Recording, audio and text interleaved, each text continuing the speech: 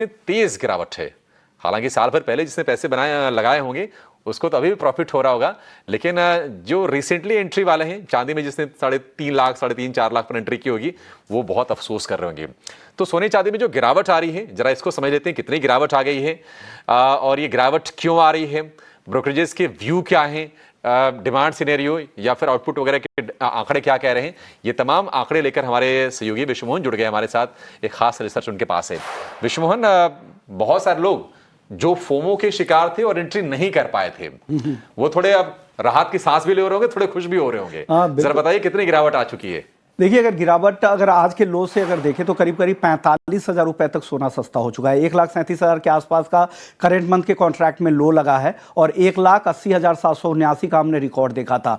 तो वहां से करीब 25% की गिरावट गोल्ड में, चांदी में 46% से ज्यादा की गिरावट, क्योंकि 4,20,048 रुपए का हाई लगा था और 2,25,000 रुपए तक आज दिन के दौरान चांदी फिसलती हुई देखी थी। तो 46% की गिरावट वहां पे। इंटरनेशनल मार्केट में भी यही हाल है। कल बजट के दिन में हमारे यहाँ एक दिन एक्स्ट्रा ट्रेडिंग हो गई, वहां पर भी $75 के नीचे फिसली थी चांदी। और गोल्ड की बात करें तो ये $4,600 के नीचे भी इंट्राडे में आई थी। तो एक बड़ी गिरावट यहाँ पे दिख रही है। सबसे बड़ी वजह बता रहे हैं कि एक तो डॉलर में मजबूती आई, तो जो बाकी करेंसी में इन मेटल्स को होल्ड करते हैं उनके लिए ये महंगा हो जाता है। दूसरी बड़ी वजह गिरावट की ये बता रही, जो केविन वॉर्श है वो उनका जो रुख होगा वो काफी सख्त हो सकता है। हॉकिस वहां पर उनकी जो रुख है वो रहने की संभावनाएं जताई जा रही है, जो गोल्ड सिल्वर के फेवर में नहीं होती है, क्योंकि ये नॉन इंटरेस्ट पेइंग इंस्ट्रूमेंट होता है।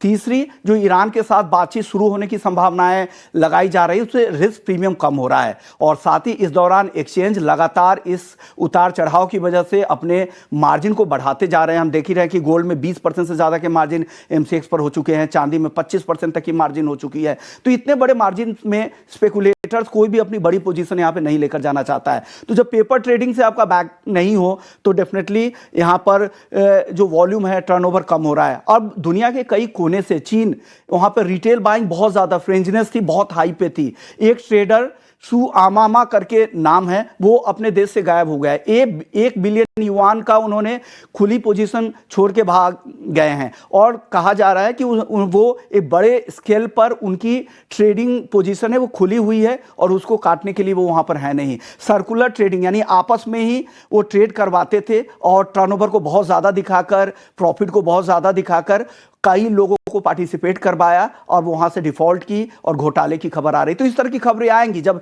इतनी बड़ी गिरावट होती है। इंडिया में भी कई सारे मार्केट में आप देखेंगे कि ज्वेलरी मार्केट में जो डब्बे में ट्रेडिंग करते हैं वहां पे डिफॉल्ट की खबरें आ रही है धीरे धीरे। तो इस तरह की चिंताएं हैं। ऐसे मार्केट में जो रिटेल निवेशक है अभी ठहर जाए, थोड़ा सा बाजार को स्थिर होने दे, फिर लंबी अवधि का नजरिया रखे। और जो AI में इतनी है, पावर, जो न्यूक्लियर पावर को लेकर इतनी डिमांड है, इंडस्ट्रियल डिमांड इतनी है, ये सब दिल बहलाने के लिए अब सही है, लेकिन वो जो डिमांड होती है ना, वो लॉन्ग टर्म के हिसाब से डील करते हैं। इतने ऊंचे भाव पे कोई भी इंडस्ट्रियल डिमांड नहीं रहती है और वो भी क्या उनके वायबल है, पास ऑन कर पाएंगे नहीं, सारे सवाल उठते हैं। और अभी का जो माहौल है सोने चांदी के लिए, तो अभी फिलहाल सेंटीमेंट काफी खराब होता दिख रहा है।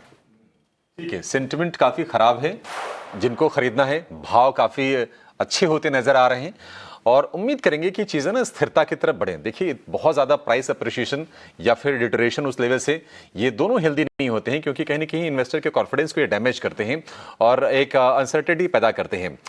बहरहाल काफ़ी तेज़ सेल ऑफ है चांदी में। चांदी 2.5 लाख रुपए के भी नीचे MCX पर आके कारोबार कर रही है।